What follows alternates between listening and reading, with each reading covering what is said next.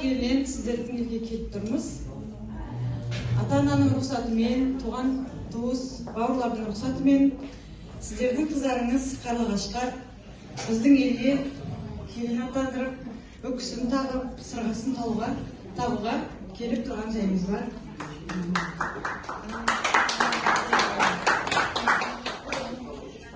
Анасы жүрген бұл жолмен, әжесі салған ізімен,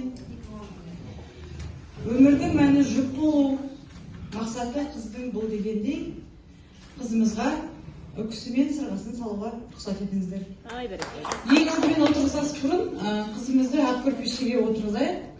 Ол дегеніміз өмірі мамықтай болсын, өрнегіндей әсем болсын деген ниетпен